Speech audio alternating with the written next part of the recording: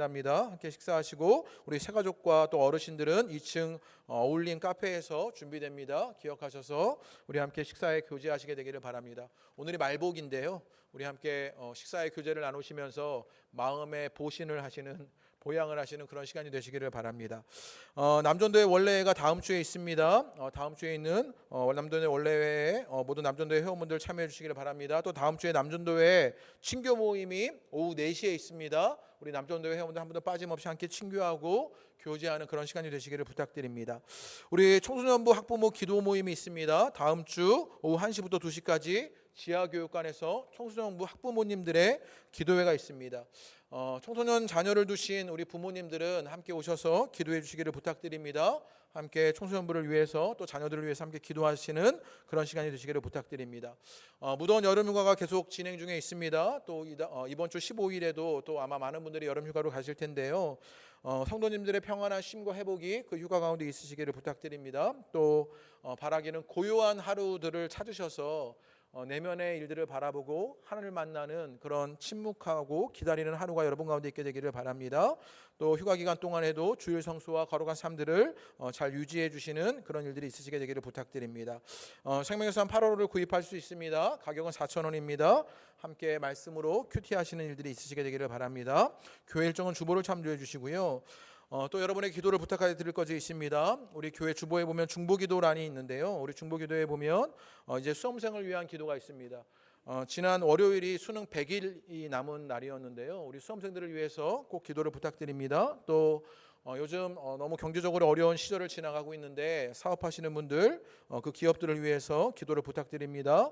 우리 기업 저 한 곳 한 곳들을 우리 다 교회에 적어두었습니다. 기억하시고 함께 기도해 주시고 혹시 빠지신 분들이 있으시면 우리 교육자실로 알려주시면 함께 기도하도록 하겠습니다. 그렇게 함께 우리 기업들을 위해서 함께 기도하는 그런 시간이 되시기를 바랍니다. 우리 오늘 성경 말씀 함께 봉독하겠습니다. 오늘 말씀은 빌립보서 3장 17절에서 4장 1절의 말씀입니다. 빌립보서 3장 17절에서 4장 1절까지의 말씀입니다. 바울이 이제 표대를 향해 달려나가면서 이제 그 표대를 향하여 달려나가는 그 경주에서 어떤 일들이 일어나고 무엇이 있을 것인지에 대한 이야기를 해주는 것이 3장 17절에서 4장 1절까지의 말씀입니다. 우리 함께 한 절씩 교독하겠습니다. 형제들아 너희는 함께 나를 본받으라. 그리고 너희가 우리를 본받는 것처럼 그와 같이 행하는 자들을 눈여겨보라.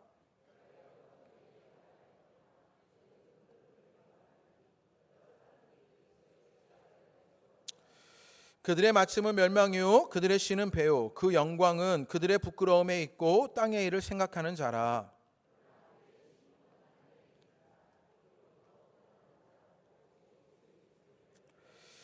그는 만물을 자기에게 복종하게 하실 수 있는 자의 역사로 우리의 낮은 몸을 자기의 영광의 몸의 형체와 같이 변하게 하시니라.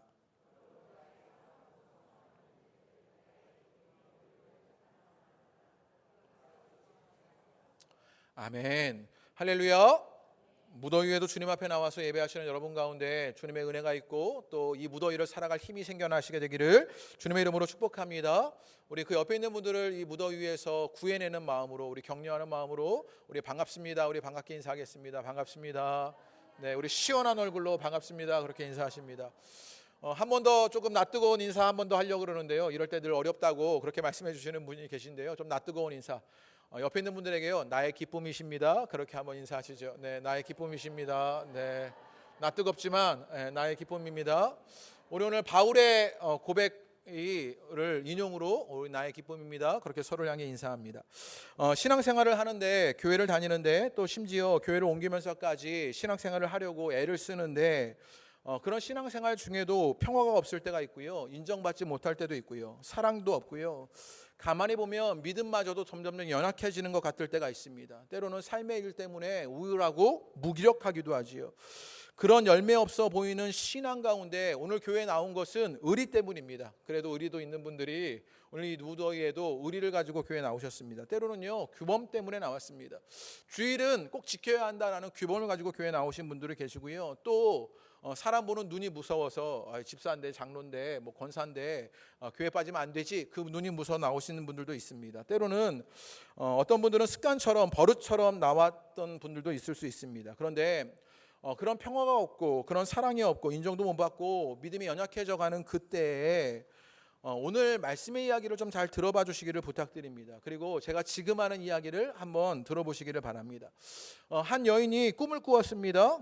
꿈에 어떤 가게에 들어가게 되었는데 인자해 보이는 주인이 미소를 띠며 마주해 주는 겁니다.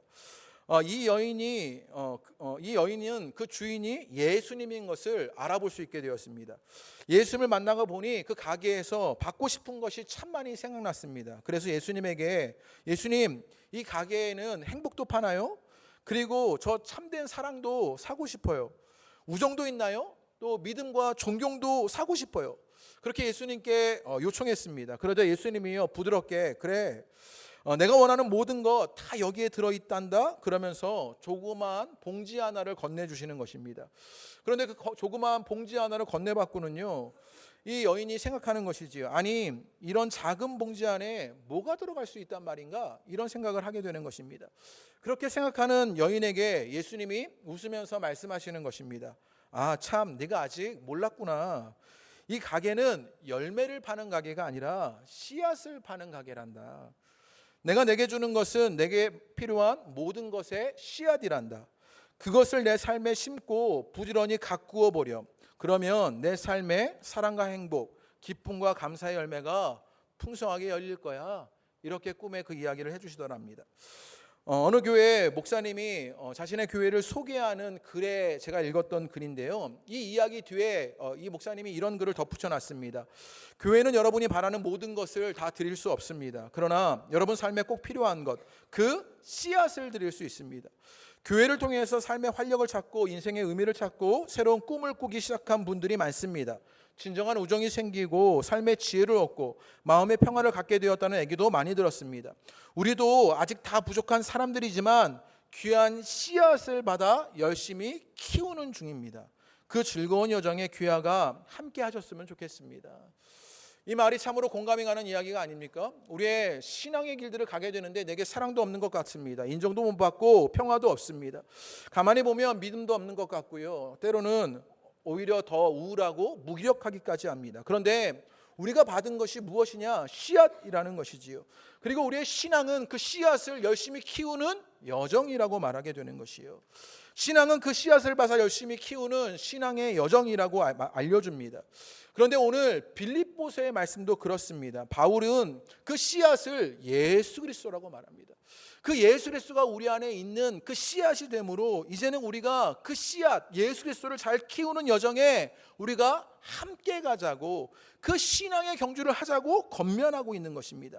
오늘 말씀을 통해서 그 여정이 무엇인지를 함께 말씀을 통해 나누어 보면, 오늘 3장 17절부터의 말씀은 그 앞에부터의 말씀에서 이어져 오는 말씀인데요, 지금 바울이요 우리가 복음에 합당한 삶을 살기 위해서 여러 가지 이야기를 하면서요 우리가 그 예수 그리스도를 방향과 목적으로 달려나가야 한다, 이렇게 권면합니다. 우리의 표대는 예수 그리스도이고, 그래서 예수님이 방향과 목적이 되어서 우리가 예수를 향해 달려나가는 그 신앙의 경주를 해야 한다라고 말하는 것입니다. 경쟁이 아니라 경주라고 말하는 것이지요. 그러면서 이제 그 신앙의 경주에서 일어나는 일들, 그리고 그 경주로 우리가 어떻게 되는지를 알려주는 말씀이 오늘 3장 17절에서 4장 1절까지의 말씀입니다. 그 경주에서 먼저 바울이 우리에게 뭐라고 이야기하느냐, 우리 17절의 말씀 한번 읽어보겠습니다. 17절을 다 같이 읽어보시지요. 시작. 형제들아, 그리고 너희가 우리를 본받는 것처럼 그와 같이 행하는 자들을 눈여겨보라, 이렇게 얘기합니다. 바울이 이야기하는데, 바울이요 표대를 향해 달려나가자 말하면서 그 뒤에 뭐라고 말하냐면, 지금 빌립보 교회 성도들에게 야 너희는 나를 본받아라, 이렇게 이야기하고 있는 것입니다. 이런 이야기를 들으면요 우리 같은 사람들은요 배가 아프고 거부 반응이 일어납니다. 너희는 함께 나를 본받으라 라는 말이요, 왠지 거부 반응이 일어나는 말입니다. 우리 성도님들은요, 하도 착하셔서 이런 말을 들으면 그래 바울을 본받아야지 이러시는데, 저는요 뭔가 흔한 말로 개기고 싶은 거죠. 그래서 뭔가 거부 반응이 일어날 때가 있어요. 왜냐하면 말씀의 앞뒤로의 맥락을 보면요, 그 거부 반응이 일어나는 지점들이 있습니다. 무엇인가 모순되는 이야기이기 때문입니다. 왜냐하면 3장 12절과 13절의 말씀을 보십시오. 바울이 뭐라고 했냐면, 내가 이미 얻지도 않았고 이루지도 않았고 잡지도 못했다고 이미 이야기했습니다. 얼마 안 돼서 그 이야기를 해놓고는 17절에 와서는요, 본받아라 이렇게 이야기하는 거예요. 지난주 말씀을 통해서 바울이 이렇게 고백한 것은 자신의 결핍이나 한계, 부족을 이야기한 것, 미완성을 말한 것이라고 알려드렸지요. 자신의 미완성을 말해놓고는요, 그 뒤에 17절에 와가지고요, 몇 절 되지도 않아요. 5절 띄워놓고 와서는요, 나를 본받아라 이렇게 얘기한 것, 뭔가 모순된 것 아닙니까? 앞뒤가 맞지 않습니다.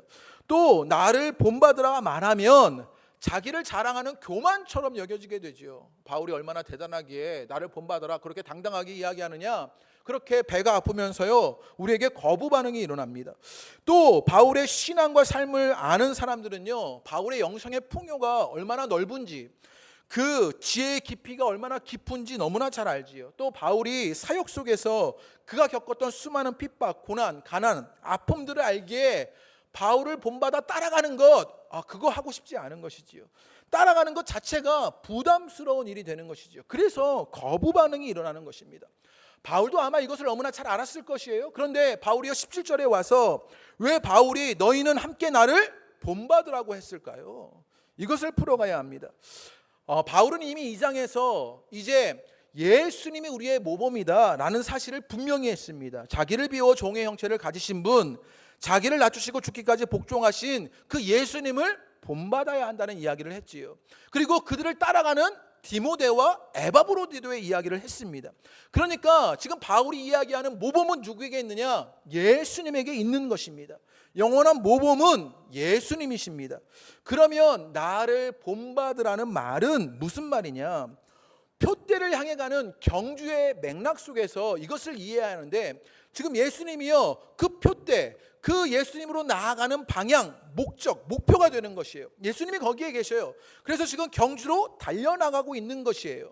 그렇게 달려나가게 될 때 바울이 뭐라고 말하는 것이냐면, 나를 본받아라 라고 말하고 있는 것은 무슨 말이냐? 자신을 본받아야 할 모범으로 제시할 때 바울은요, 자신이 그리스도를 본받는 자라는 사실을 전제하고는 바울 자신이 궁극적인 모범이 아니라 그 모범을 전달하는 다리 같은 역할을 하는 것이 나다라는 사실이에요. 나를 본받아라 라고 말하는 것은 지금 경주를 하고 있는 거예요. 지금 예수님이 그 표대가 되어주셔요. 그래서 예수님을 향해 달려나가는데, 경주를 하는데 그 뒤에 따라오는 그 다른 사람들이 있는 것이죠. 그 사람들에게 내가 지금 앞을 보고 달려나가는데 너희도 나와 같이 그 경주를 따라오라고, 그 모범의 전달자, 다리가 되어는 그 본받는 이야기를 하고 있는 것입니다. 그래서 여러분, 달려나가는 그것은 경주이지 경쟁이 아니라고 말씀드리는 것이에요.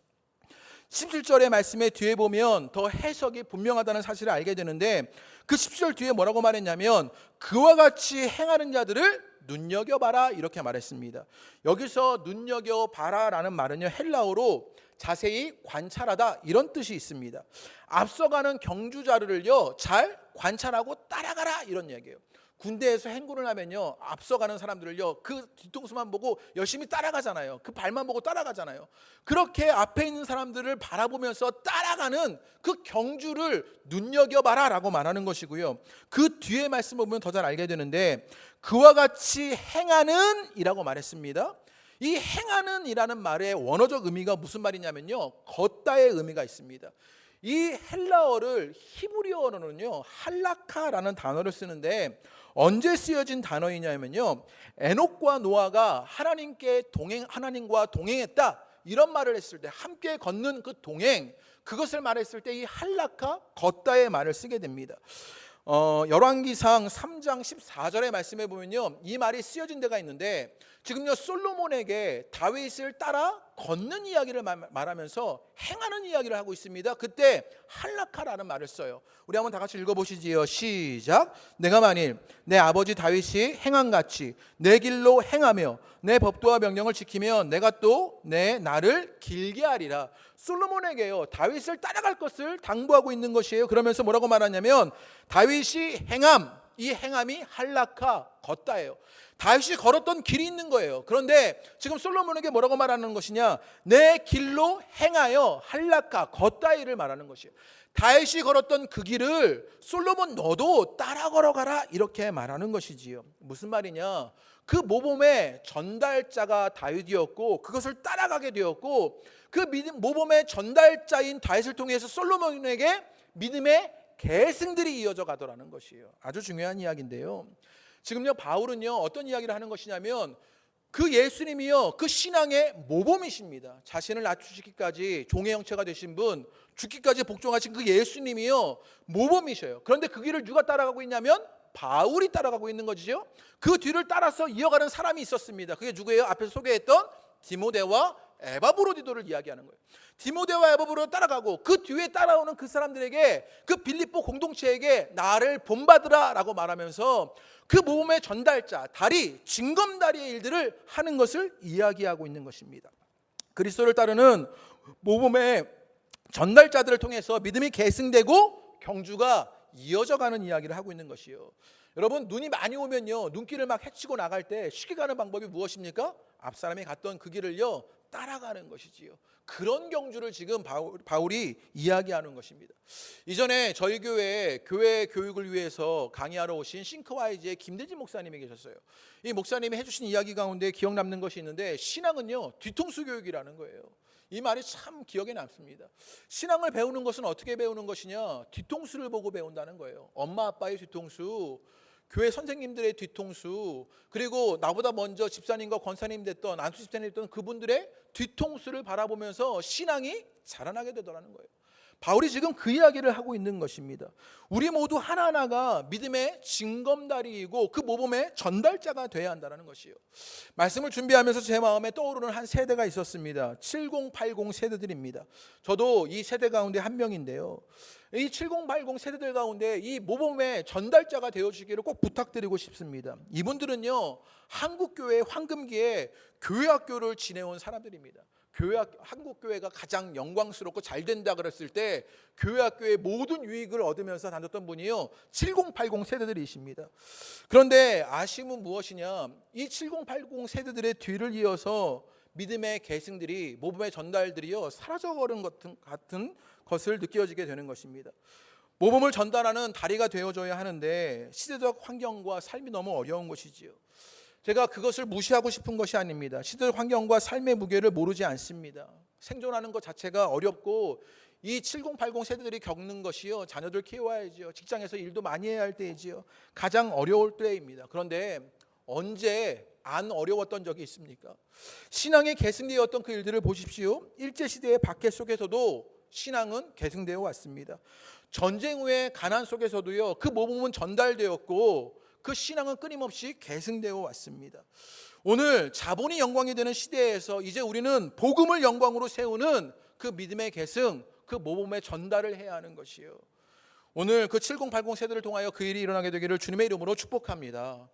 네, 우리 7080 세대들이 크게 아멘 하실 줄 알았더니 다른 분들만 아멘을 하시는 것 같아요. 네, 그 황금길을 살아갔던 그분들이요 그 믿음의 전달자가 되어주셔야 하는 것이요. 또 부모님들에게 꼭 당부하고 싶습니다. 교회 가라고, 성경 읽으라고, 큐티하라고 그렇게 행동을 가르치는 이들을 넘어서서 부모님이요 그 모범의 전달자가 되어주셔야 합니다. 부모님이 그 경주를 앞서가게 되니 그 경주를 따라서 자녀들이 따라가게 되는 것이요. 그 뒤통수를 보고 그 발걸음을 눈여겨보며 그 걸음들을 내딛게 되는 것이요. 그러니 그 다리가 되어서 본받는 삶을 부모님이 신앙으로 살아주시기를 꼭 부탁드립니다. 그럴 때 자녀들이 그 길을 따라갈 수 있게 되는 것이요. 우리는 예수님을 향해 가는 씨앗을 키워가는 믿음의 경주를 하고 있습니다. 그때 우리가 바울은 우리에게 모범의 전달자가 되라고, 믿음의 계승을 일으키라고 우리에게 이야기하고 있는 것입니다. 그런데 그렇게 전달자로 모범을 따라가며 경주하게 되는데 지금요 예수님을 향해서 나아가는 경주를 하고 있는 것이에요. 그 경주 속에 이제는 바울이 있고요, 디모데가 있고요, 에바브로드가 있고요, 그리고 그 길을 따라서 빌립보 교회가 함께 가고, 그리고 우리도 그 이어서 그 길을 가게 되는 믿음의 경주를 하고 있는 거예요. 그런데 바울이 무엇을 이야기하냐면, 지금 말씀 속에서 그러면 그 경주의 주변에서는 어떤 일들이 일어나느냐, 그것을 우리에게 알려줍니다. 왜냐하면요, 우리는 그 경주 속에서 주변에 영향을 받기 때문이지요. 가끔 밥을 먹다가요, 옆에 있는 분이 김치찌개를 먹다가 짜다 이러는 거예요. 그러면요, 나는 아무 생각 없이 열심히 잘 먹고 있었는데 그분이 짜다 그러면요, 나도 괜히 짠 것 같은 거예요. 그리고 한 번 더 먹어보고는 짜네 이러는 것이 우리가 주변에 영향을 받는 우리들의 모습인 것이지요. 설교를 듣다가 옆에 사람의 주보를 보고는요, 한숨을 쉬면서 오늘도 기네, 오늘도 어렵네 하면요, 나는 잘 듣고 있었는데 집중력이 흐트러지는 것, 그게 우리들의 모습이라는 것이지요. 청년들이 예배를 드리는데 옆에 있는 친구가요, 폰을 보고 있으면서 다른 짓을 하고 있는 것이지요. 그러면 나도 봐도 되겠구나 이렇게 여기는 것이 우리가 흔하게 주변에 영향을 받게 되는 것이에요. 예배를 잘 들으시는 분이 다른 분들이 예배를 소홀히 하기 시작합니다. 영적으로 있어야 할 곳에 있지 않으면 금방 방향을 잃게 되는 것이 우리들인 것을 보게 되는 것이요. 경주하는 그 길에 주변에 영향을 받는 것이 우리인 것이요. 경주를 가려는 그 모범의 전달자로 믿음의 계승을 이어가는 우리의 주변이 그래서 어떤 모습인지를 아는 것이 중요했습니다. 그래서 바울이 그 주변의 이야기를 18절과 19절에서 하고 있는 것입니다. 우리 18절과 19절 말씀 다 같이 읽어보겠습니다. 시작. 내가 여러 번 너희에게 말하였거니와 이제도 눈물을 흘리며 말하노니 여러 사람들이 그리스도의 십자가의 원수로 행하느니라. 그들의 마침을 멸망이요 그들의 쉬는 배요 그 영광은 그들의 부끄러움에 있고 땅의 일을 생각하는 자다, 이렇게 얘기합니다. 여러 사람들이요 십자가의 원수로 행한다 이렇게 말해요. 걸어나가는 그 길에서요 십자가의 원수로 걸어나가는 사람들이 있다라는 거죠. 그러면서 그들을 뭐와 대조하고 있는 것이냐면요, 예수님을 따라가는 사람들이 있었습니다. 그게 누구였냐면 디모데와 에바브로디도였어요. 그 작은 소수에 비해서 여러 사람들이 십자가의 원수로 살고 있다. 그것이 너희가 지금 경주하려고 하는 주변이다 라고 말합니다. 그들은 무엇 하느냐, 자신의 배를 신으로 섬긴답니다. 부끄러운 것을 자랑한답니다. 땅 위에 있는 것들에 마음이 집중되어 있다라고 말합니다. 지금 십자가의 원수로 살아가는 자들의 모습을 알려주는데, 그들은요 자신의 배를 신으로 섬기는 자들입니다. 철저하게 물질주의에 빠진 사람들, 유물론자들을 말하는 것입니다. 배의 것, 물질의 것에 빠져 있는 것이지요. 그래서 식욕과 성욕과 무욕에 빠져 있는 그것만을 추구하는 사람들을 말합니다. 그래서 욕심이 추구하는 대로 살지 않으면 불행한 삶이 되어집니다. 그 욕망이 채워지지 않으면 내 인생은 아무것도 아니라고 여기는 것이요. 그래서 끊임없이 자기를 관철시키기 위해서 살아가는 사람들을 보게 되는 것이요. 또 이 십자가의 원수로 살아가는 자들은 어떤 사람들이었느냐, 부끄러운 것을 자랑하는 사람들이었다라고 말합니다. 부끄러운 것을 오히려 자랑하는 것이에요. 가치관이 뒤집혀 부끄러운 것을요 부끄러운 것으로 여기지 않습니다. 영광이 아닌 것을 영광으로 여기며 사는 것이지요. 분별이 안 되는 상태를 말하는 것입니다. 제가 초등학교 6학년 때쯤에요, 6학년 아이들 중에서 뭐가 유행이었냐면요, 학교 앞에 문방구에서 아이스크림을 훔치는 게 유행이었어요. 대단하죠. 앞에서 애들이 몇 명 이렇게 먼저 이렇게 분위기를, 주인 아저씨의 눈을 돌려놔요. 그러면 뒤에서 딱 아이스크림을 열고 잽싸게 가방에 몇 개 넣는 거예요. 그러면요 딱 나와서 나는 5개 훔쳤는데 너는 몇 개 훔쳤냐? 너는 2개밖에 못. 그러면 저 목사 봐라, 저 어릴 때 막 이러시는 것 같은데. 그러면서 그러면서 막 자랑한, 부끄러움이 부끄러움인 줄 모르고 자랑하는 일들이 있게 되는 것이요. 어릴 적에 학교 땡땡이 친 것, 나 학교 맨날 땡땡이 치고 내가 얼마나 그래, 이런 게 자랑이 되는 일들이 있지 않습니까? 부끄러움을 부끄러움으로 모르는 것이지요. 간혹 우리 중에는요 투기로 부동산이 대박 나서 이익을 얻으면요 자랑이 되는 것이지요.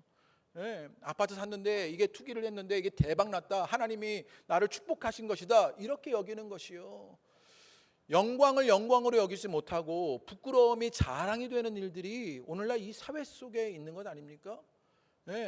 마음속으로 이런 이야기를 들으시면서 그래도 내가 산 아파트가 더 올랐으면 좋겠다, 이런 바람을 갖는 것이 우리들의 실제적인 모습이 되는 것을 보게 되는 것이요. 부끄러움이, 여러분, 부끄러움으로 여기지 못하는 일들이 있는 것, 이 땅에 부끄러운 것을 자랑하는 그 십자가의 원수로 살아가는 일들이 있다라는 것이지요. 땅 위에 있는 것들에 마음을 집중하는 것이 십자가의 원수라고 말합니다. 눈에 보이는 것, 손에 잡히는 것이 전부가 되어진 것입니다. 땅의 것이 전부인 양 삽니다. 그래서 사람을 보면 그 이면이나 내면은요 아랑곳하지 않습니다. 그저 보이는 것, 그 손에 잡히는 것만 집중하면서 살게 되는 것, 땅 위의 것으로 살아가는 것이요. 수련회, 우리가 정교인 수련회를 우리 7월 말에 다녀왔는데요, 기억에 남는 일이 있었습니다. 몇 가지가 있었는데 하나는 뿌니고를 절대 잊을 수가 없습니다. 보신 분들은 아시는데 뿌니고를 잊을 수가 없고요. 또 여러 분들이 섬겨주셔서 우리 할머니 권사님들과 함께한 일을 정말 잊을 수가 없을 것 같습니다. 그리고 한 가지가 제게 기억에 남는데 뭐냐면 아침에 남자 집사님들과 함께 큐티했던 일이었습니다. 우리 남자분들이 막 이런저런 이야기를 많이 하시는데 그때 시편의 고백 가운데 어떤 고백이 있었냐면 주님이 내 편이시다, 이런 고백이 있었어요. 그런데 한 집사님이 뭐라고 이야기하시냐면 나는 주님이 내 편이다라고 말할 염치가 없다는 거예요. 내가 온전히 주님 편이 아닌데 내가 어떻게 주님 편이 될 수 있겠냐고, 주님이 내 편이 되어달라고 말할 수 있겠냐고, 내가 그럴 염치가 없다고 그런 이야기를 하시는 거예요. 그 이야기를 가만히 듣고 있는데 제가 참 부끄러워졌습니다. 저는 그런 염치가 없거든요. 그래서 기도할 때마다 주님 내 편이 되어주세요, 이렇게 기도하는 것이 저였는데 그분은 염치가 없다고 말씀하십니다. 그분이 얼핏 보기에는요 굉장히 투박하신 분입니다. 화려하게 신앙을 말씀하지도 않아요. 그런데 그 진실의 고백, 내가 염치가 없노라고 이렇게 말씀하시는 것을 듣게 되었습니다. 우리는요 사실을 넘어서 진실을 봐야 합니다. 신앙은요 땅 위에 있는 것을 보게 되는 것이 아니라 그 이면과 내면의 진실을 보게 되는 것이 신앙의 일인 것을 보게 되는 것이요. 우리는 자꾸만 눈에 보이는 사실, 손에 잡히는 사실만 집중하려고 하시죠. 그런데 진실을 볼 수 있어야 하는 것이요. 눈에 보이는 것이 전부가 아닙니다. 손에 잡히는 것이 전부가 아닙니다. 그런데 눈에 보이는 대로만, 손에 잡히는 대로만 사는 것, 땅 위에 매어 사는 것이고 십자가의 원수라고 말하는 것입니다. 그래서 19절에 그 마침은 무엇이냐? 멸망이다라고 말합니다. 저희 아내가 어느 날 침대에 누워서요 막 핸드폰을 막 하더니만요, 어느 날 저에게 이런 이야기를 해주는 거예요. 어떤 모태솔로가 기도를 했다라는 거예요. 저 죽기 전에 여자 한번 사귀게 해주세요, 이렇게 기도했는데 그랬더니 하나님은 응답해 주셨는데 넌 이제 불사신이다, 이렇게 응답했다는 거예요. 이게 잘 이해가 안 되시는 분들이 계셨어요. 죽기 전에 여자 한번 사귀게 해주세요, 이렇게 기도했더니 넌 이제 불사신이다, 하나님 이렇게 응답. 멸망입니다, 멸망. 자신의 눈에 보이는 것, 땅에 잡히는 것으로만 살아가는 것은요 멸망이다라고 말하게 되는 것이요. 이게 표대를 향해 달려가면서 몸의 전달자로 경주하는 사람들의 주변에서 일어나는 일들입니다. 그 주변에는 여전히 어떤 일들이 일어나, 자신의 배를 신으로 섬기고요, 부끄러운 것을 자랑하고 땅의 것들의 마음이 집중되는 그 십자가의 원수들이 주변에 있다라는 것이지요. 그리고 이 빌립보서의 때나 지금 우리의 때나 교회 안가 밖에는 세상의 영향을 받아 그 십자가의 원수로 살아가는 일들이 지금도 있다라는 것이지요. 자신의 배를 신으로 섬기며 부끄러운 것을 자랑하고 땅의 것만 집착하며 세속적인 세상, 세속적인 사람들이 있다라는 것이지요. 세상과 사람이 세속적인 것은요 이해가 됩니다. 그런데 교회 안에서도요 세속적인 교회가 있고 세속적인 성도가 있다라고 말합니다. 우리가 그렇게 믿음의 경주를 가려고 하는데, 그 씨앗을 키워가려고 하는데 그 주변에는요 그런 환경 속에 있다라는 것이에요. 표대를 향해 달려나가는 경주를 하는데 옆에를 보니 자기 배를 두드리면서 자랑거리를 늘어놓고는 눈에 보이고 손에 잡히는 것들을 가득 쥐고서는 경주하를 나를 보면서요 쯧쯧 애쓴다, 이러는 주변의 사람들이 내게 있더라고요. 가령 이런 것들입니다. 나는 정직하게 일하면서 신앙을 지키고 겨우겨우 살면서 어떻게 하면 전시값 아낄까, 그래서 5,000원짜리 찾아다니면서 먹으려고 하는데 땅 투기로 돈 번 동창 녀석이 제네시스 G90을 타고 와서는요 나를 일식집으로 데려가서 밥을 사고는 여기에 땅을 사면 된다라고 말하는 거예요. 그러면요 우리가 어떻게 합니까? 혹하는 것이죠. 나도 저기에 땅을 사야 되는 것 아닌가? 라고 여기게 되는 것이요. 이렇게 살 바에 이혼하지 말고 하는 생각이 매일 듭니다. 그래도 주님이 주신 가정을 지켜야 하는 것 아니냐? 라고 겨우겨우 사는데 이혼하고 혼자 사는 친구가 새 남자친구랑 해외여행 다녀왔다고 인스타그램에 사진을 띵 올라올리는 것입니다. 그러면 나도 이혼하고 그냥 해외여행 가야 되는 거 아니야? 이런 생각을 하게 되는 것, 우리가 신앙의 경주를 가는데 그 주변에서 일어나는 것이라는 것이죠. 나는 교회에서 지루한 청년 모임을 왔다 갔다 하면서 이 지루함을 어떻게 극복하느냐, 이게 고민인데 고등학교 동창이 클럽에서 남친을 만난다고 자랑할 때, 그 남친이 그리고 훈남일 때, 우리의 주변이 그런 것이라는 거죠. 개척교회를 하면서 월세를 걱정하는데 대형교회 부목사로 인정받아서 지교회 목사가 되어서 어느 날 TV에 나올 때 내 주변이 그런 상황이라는 것이죠. 이게 우리의 주변이고 또 교회 안에서 일어나는 일들이라는 것이죠. 내가 믿음의 경주로 모범의 전달자가 되어서 그것을 이어가고 믿음의 계승을 이어가는 그 씨앗을 키우는 길들을 가려고 하는데 그 주변은요 계속 배를 두들기면서 부끄러움을 자랑하고 땅의 것들을 바라보며 사는 그 사람들이 우리에게 말하고 있다는 것이지요. 여기서 제가 오늘 말씀의 흐름을 조금 빠져나와서 한 가지를 좀 꼭 말씀드리고 싶어서 말씀의 흐름 속에서 빠져나오게 되는데요. 그런데 이런 주변과 사람을 향해서 바울이 어떻게 하느냐, 오늘 말씀을 보시지요. 18절의 말씀에 보면 제가 읽어드립니다. 내가 여러 번 너희에게 말하거니와 이제도 눈물을 흘리며 말하노니 라고 말합니다. 바울은요 그런 십자가의 원수로 살아가는 사람들, 그 자신의 배를 신으로 섬기는 사람들, 부끄러움을 자랑하는 사람들, 땅 위에 집중해서 사는 사람들, 이 사람들을 바라보면서 그들을 비판하는 것이 아니라 그들에게 눈물을 흘리며 말하고 있는 것들을 바라보게 됩니다. 이들을 바라보는 바울은요 슬픔과 아픔을 가지고 있는 것이지요. 비판하기 전에 긍휼히 여기는 마음을 가지고 이 이야기를 하고 있는 것입니다. 이게 그리스도인의 태도입니다. 그때 그 주변을 알려준 바울이요, 그러면 그 경주를 하는 우리는 무엇이냐에 대한 이야기를 합니다. 우리의 자리, 우리의 정체성, 우리는 무엇이냐라는 이야기를 하는데 그게 20절의 말씀입니다. 우리 20절을 다 같이 한번 읽어보겠습니다. 우리 20절을 다 같이 읽어보시지요. 시작. 그러나 우리의 시민권은 하늘에 있는 자라 거기로부터 구원하는 자 곧 예수 그리스도를 기다리노니, 아주 중요한 빌립보서의 이야기 하나를 지금 20절에서 반복하고 있는데 우리의 시민권은 하늘에 있는 자다 이렇게 얘기합니다.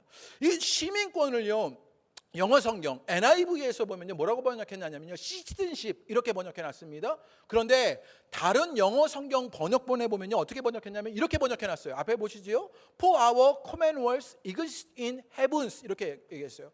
커먼웰스라는 그런 단어를 썼어요. 이게 아주 재밌는 단어인데요.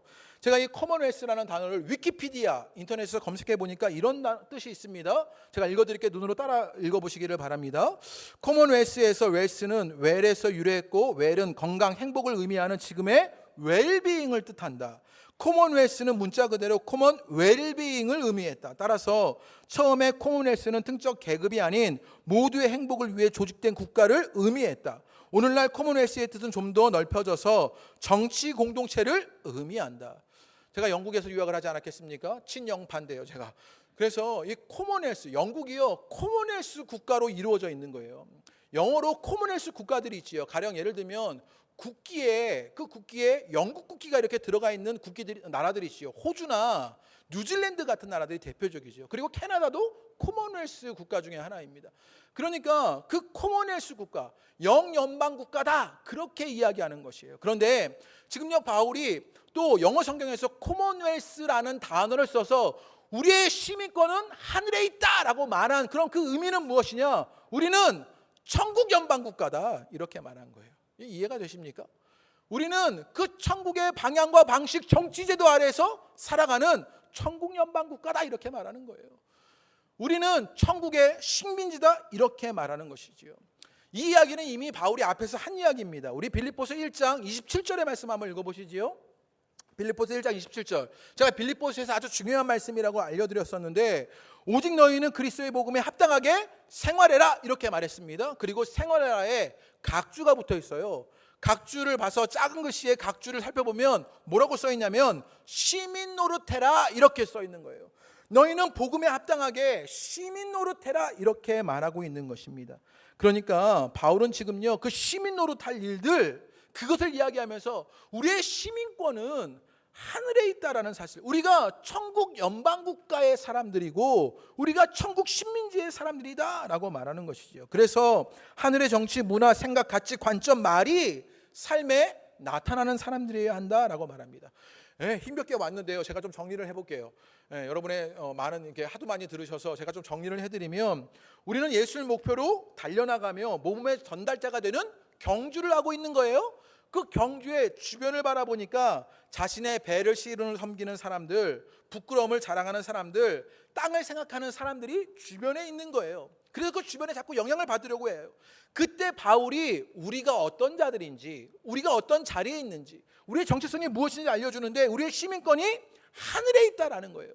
그래서 우리에게 어떤 일이 일어나게 되느냐, 그런 우리가 그것을 아는 우리가 어떻게 하느냐, 빌립보서에서 가르치는 아주 중요한 가르침 가운데 하나인데요. 그래서 20절 말씀에 뭐라고 말했냐면요, 우리 20절을 다 같이 한번 읽어보겠습니다. 시작. 그러나 우리의 시민권은 하늘에 있는지라 거기로부터 구원하는 자 곧 주 예수 그리스도를 기다리노니 라고 말합니다. 그 하늘의 시민권을 가진 그 자들은요, 그래서 뭐 하냐면 예수 그리스도를 기다린다라고 말합니다. 예수 그리스도를 향해 달려나가고요, 예수 그리스도를 기다린다라고 말합니다. 흔히 우리의 시민권은 하늘에 있는지라 이것을 흔히 오해해서 받아들이는 것이죠. 그래서 우리는 흔히 어떻게 받아들이느냐, 우리가 속한 하늘에 가서 살 수 있을 때까지 기다린다, 이런 식으로 이해합니다. 그러니까 그 천국에 가서 살 수 있을 때까지 우리가 기다리는 것 아니냐, 이렇게 받아들이는 거예요. 그런데 그런 뜻이 아니에요. 이런 거 해석해 드리려고 제가 밤마다 열심히 토요일 밤을 불태우는 것이고요, 그래서 제가 먹고 살 수 있는 것인데, 이건 그런 뜻을 말하는 게 아니고요, 그런 뜻이었다면요 그 시민권을 가진 것을요 미래형으로 말했어야 합니다. 그러니까 그 시민권은 하늘에 있을 것이다, 그러니 기다려라, 이게 말이 되지요. 그런데 지금요 미래형으로 얘기하지 않고 어떻게 말했어요? 현재형으로 쓰여진 것입니다. 이걸 조금 이해하려면 빌립보라는 지역을 이해하는데, 빌립보의 상형 속에서 보면 빌립보의 별명이 무엇이었냐? 작은 로마였습니다. 그러니까 로마의 식민지로서 로마 연방 도시 가운데 하나가 빌립보였던 것이지요. 우리는 일본 때문에요 식민지라는 개념이요 굉장히 부정적이에요. 일본 사람들이 우리나라에 와서 노동시키고 위안부로 삼고 괴롭히고 아직도 괴롭혀가지고요, 반일이 아니라 극일을 해야 하고 반일이 아니라 반아베를 해야 하는데, 그런 것을 하는 한국 사람의 의식이 굉장히 높은 것 같습니다.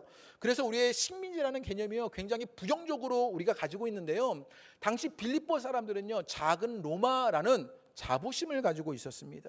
그래서 로마의 시민권자로 해서 빌립보를 살아가고 있는 것이지요.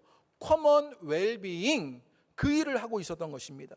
모두의 행복을 위해 조직된 정치 공동체 안에서 그 로마 연방 도시라는 그 자부심을 가지고 로마의 정치 안에 살아가면서 자부심과 영향력 아래에서 기대하고 기다리고 있었던 것입니다. 만약에 빌립보에 사는 누군가가 우리는 로마의 시민입니다 라고 말했다고 생각해 보십시오. 빌립보에서 그 작은 로마에서 사는 누군가가 나는 로마의 시민입니다 라고 말한 건요, 이제 내가 로마에 가서 살 것이다, 이렇게 말한 뜻이 아니라는 거예요.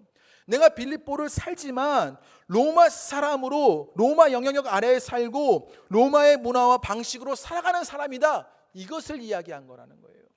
지금요 바울이 이것을 빗대어서 표현한 것이지요. 우리의 시민권이 하늘에 있으니 우리의 주변은 자신의 배를 신으로 삼고 부끄러움을 자랑하고 땅의 것만 보면서 사는 세속적인 환경인데, 우리는 하늘의 시민권자로 기대하고 기다리며 그 영향력과 문화와 정치 아래서 살아가게 된다라고 말하게 되는 것이요.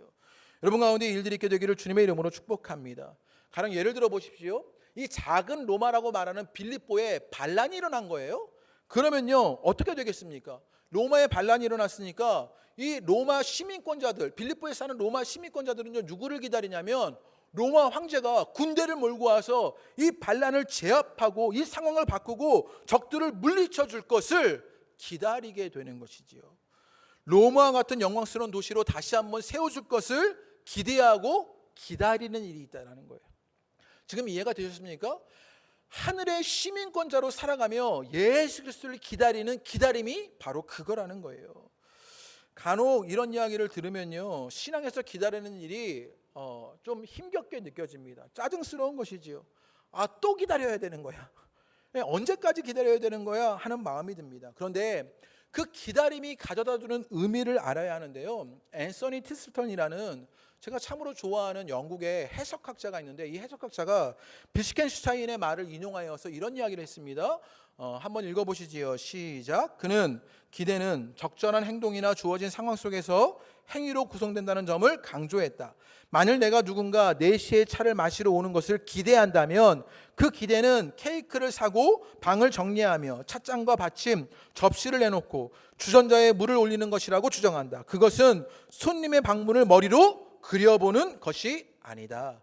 기다리는 건요, 손님의 방문을 머리로 그려보는 것이 기다리는 게 아니라, 손님이 4시에 온다고 했으면요, 찻잔을 준비하고 케이크를 사고요, 방을 정리하고 접시를 내놓고 물을 올리는 게 기다림이다 라고 말하는 것이요.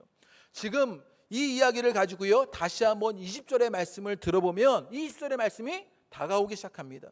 그러나 우리의 시민권은 하늘에 있는지라 거기로부터 구원하는 자 곧 예수 그리스도를 기다리노니 라고 말하는 것, 이 기다리는 것은요, 그 하늘의 시민권으로 그것을 준비하고 그 씨앗을 키워가는 여정으로서의 기다림을 말하고 있는 것이요.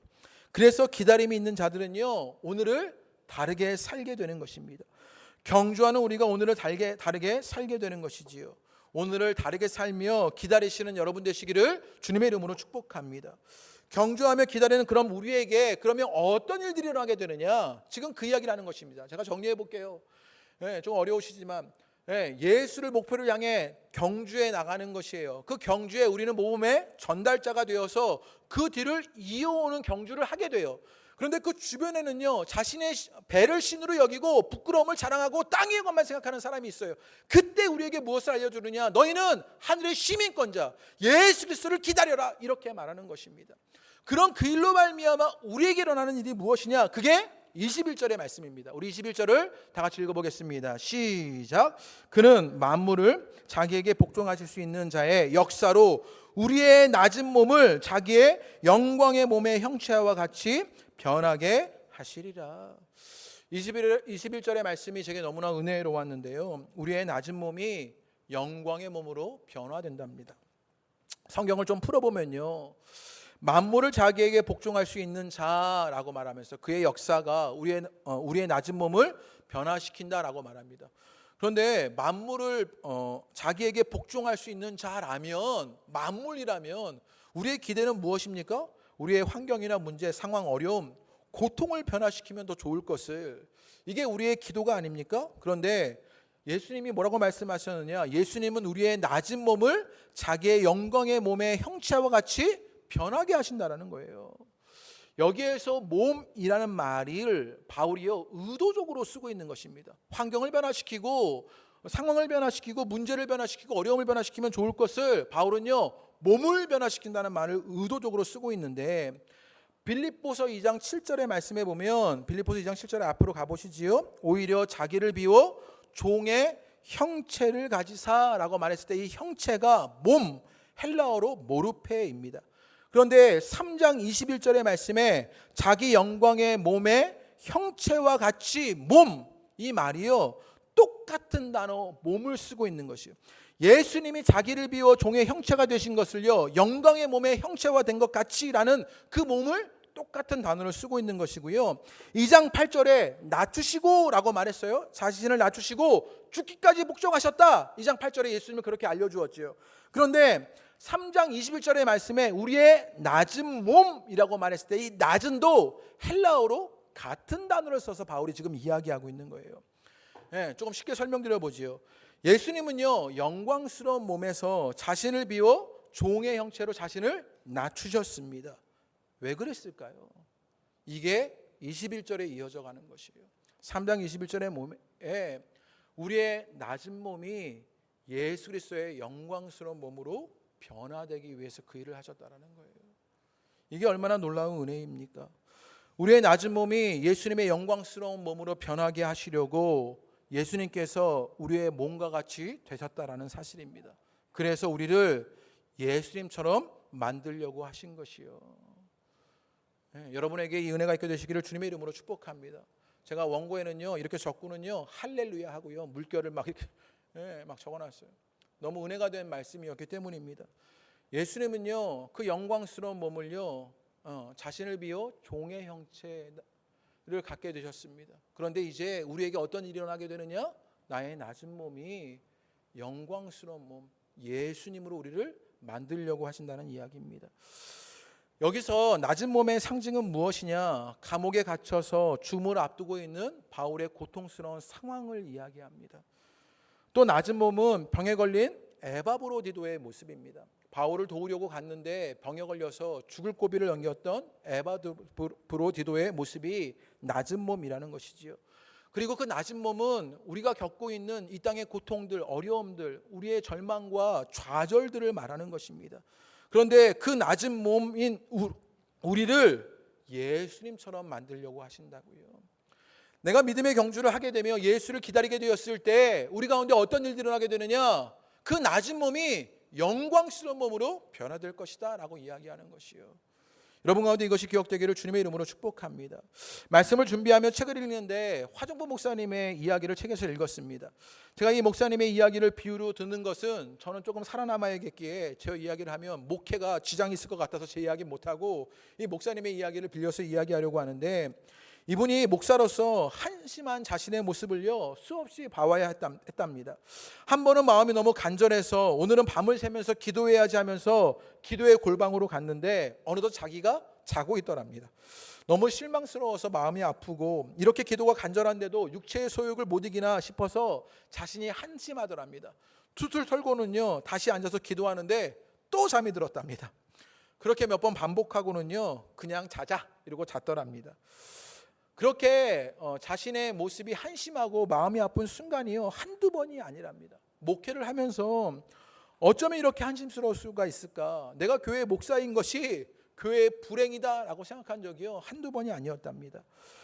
생각을 수없이 하면서 좌절하고 절망한 것이 자신의 모습이었답니다. 그런데 그렇게 절망하고 좌절을 거듭하는데 어느 순간 보여지는 것이 있었는데, 그것이 무엇이냐?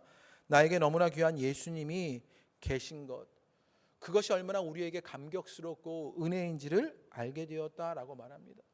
여러분에게 이 이야기가 위로가 되시기를 주님의 이름으로 축복합니다. 우리가 얼마나 한심하고 우리가 얼마나 좌절하고 절망스럽습니까? 나의 낮은 몸을 날마다 발견하는 것이지요. 작은 일에도 쉽게 흔들려 버리고요. 한심한 그 신앙의 모습을 가진 것이 우리들인데 그 낮은 몸을요 영광스러운 몸으로 변화시키시는 것, 그 영광스러운 몸의 예수님이요 낮은 몸으로 이 땅에 오셔서 우리를 영광스러움으로 변화시키는 일들을 하시는 것이요. 그 예수님이 여러분에게 위로가 되시기를 주님의 이름으로 축복합니다. 나의 낮은 몸을 영광스러움으로 변하게 하실 분이 예수님이십니다. 예수님이 영광스러운 몸에서 낮은 몸으로 우리에게 오신 일, 우리의 낮은 몸을 영광스러운 몸으로 변하게 하기 위해서입니다. 그 나를 변하기 위해서 그 일을 하고 계시는 것이지요.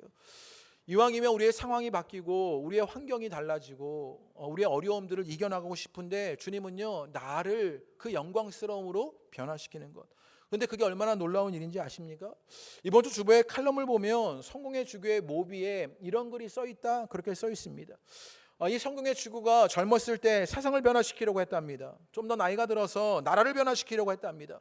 그런데 나라가 변화되지 않는 것이지요. 세상이 변화되지 않는 것입니다.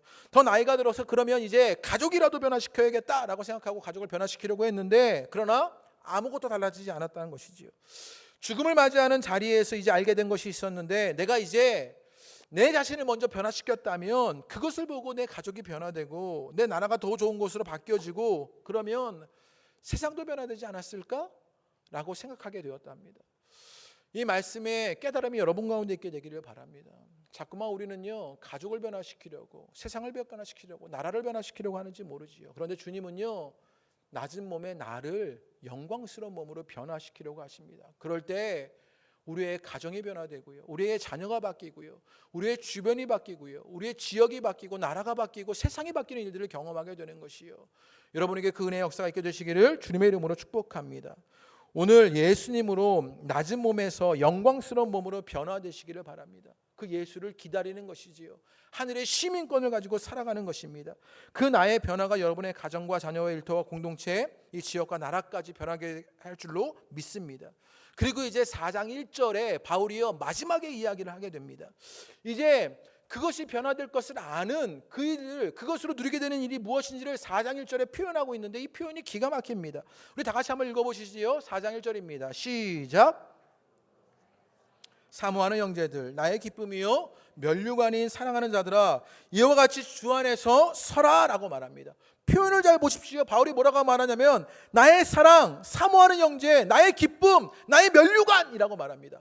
바울이요 이 사람들을 위한 이 사람 위해서 자신의 사랑의 고백글을요 막 퍼붓고 있는 것을 보게 되는 것이요.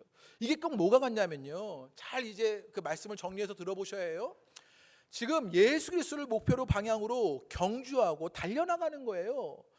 그 달려나가게 되었을 때 여러분 어떤 일들이 일어나게 되느냐, 몸의 전달자가 되어야 합니다. 그런데 그 주변을 보니까 자신의 배를 신으로 삼고요 부끄러움을 자랑하고 땅 위의 것을 앞세우는 사람들, 그 멸망의 십자가의 원수의 사람들이 있는 것이에요. 그럴 때 바울이 뭐라고 말했느냐, 우리는 하늘의 시민권자다. 하늘의 시민권자로 예수를 기다리는 그 일을 하게 되었다라고 말해요. 그때 우리에게 어떤 일이 일어나느냐, 나의 낮은 몸이 영광스러운 몸으로 변화되더라 라고 말하는 것이지요. 그러면서 이제 바울이요 4장 1절에 어떤 이야기를 하는 것이냐면 나의 기쁨, 나의 사랑, 나의 사모하는 형제, 나의 면류관이라고 말하는 것은요 어떤 것 같냐면요, 그 경주가 끝난 거예요. 예, 자기가 그 경주를 끝나고 딱 들어왔는데 그 뒤이어서 그 모범의 전달자가 되어서 그 경주를 계속해서 한 명씩 들어오고 있는 거예요. 그러면서 그 완주한 사람들에게 그 승리를 만끽하면서 나의 기쁨, 나의 면류관, 나의 사랑, 나의 사모하는 형제들 이렇게 막 끌어안으면서요 그 완주의 기쁨을 여러분 함께 감격하고 있는 그림을 말하고 있는 것이요. 우리가 겪게 될 일이, 우리의 앞의 일이 지금 이 일이라고 지금 바울이 우리에게 보여주고 있는 것입니다. 우리에게 일이 있으니 그래서 바울이 뭐라고 말하는 것이냐, 주 안에 서라 라고 말하는 것이요. 여러분 그 기쁨을 알고 그 마지막 경주의 완주의 일들을 알고는 이제 그 승리의 기쁨을 아는 여러분이 주 안에 서시는 여러분 되시기를 주님의 이름으로 축복합니다. 말씀을 마치려고 합니다. 여러분에게 있는 그것이 씨앗입니다. 그 씨앗을 키우는 경주의 모범의 전달자가 되어주시기를 바랍니다. 주변이 세속적으로 우리를 어렵게 하지만 우리의 시민권이 하늘에 있으므로 우리는 기다릴 수 있는 것이요, 오늘을 다르게 살 수 있는 것입니다. 그 다르게 사는 자들은 낮은 몸이 영광스러운 몸으로 예수님처럼 만들어져 갈 것을 압니다. 그러면서 그 경주의 끝에 승리의 감격들을 기억하시는 여러분 되시면서 주 안에 서게 되시기를 주님의 이름으로 축복합니다. 우리 함께 찬양하시면서 기도하겠습니다. 우리 주님의 시간에 그의 뜻 이루어지기를 기다립니다. 우리의 모든 것이 아름답게 변할 줄로 믿습니다. 함께 찬양합니다.